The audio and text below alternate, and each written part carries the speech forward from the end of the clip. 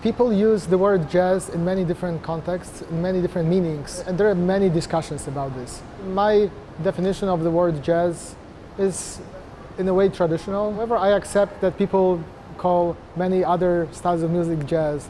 So for example, to me, what I'm playing is not necessarily exactly jazz music.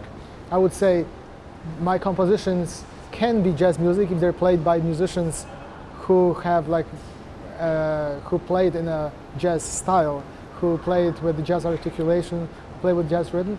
But my compositions can be also played with musicians who come from different backgrounds.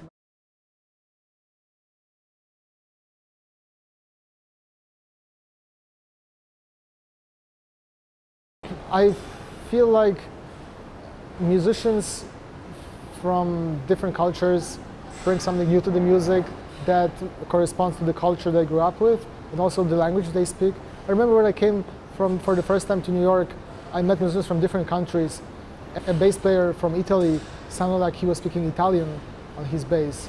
A bass player from Japan sounded like he was speaking Japanese on his bass. Regardless if they were playing well or not that great, I think that's a very beautiful thing that in music you can just hear everything. You can hear where you grew up, you can hear all the subtleties of your culture. And I think that's what makes music, especially improvised music, beautiful.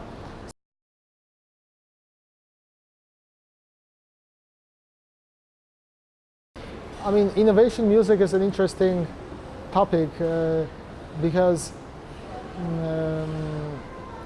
a lot of innovations in music created the amount of dissonance and complexity that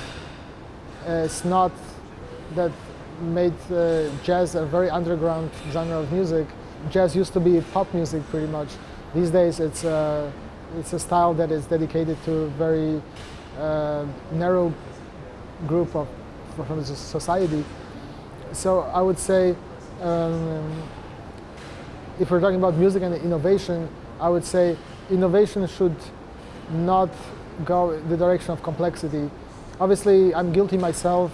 The music that I'm playing is pretty complex, but I believe at the same time, looking back at what I'm doing, looking at other groups, I believe that we should search as much innovation, not in complexity, but actually finding some brilliant new ideas to create something beautiful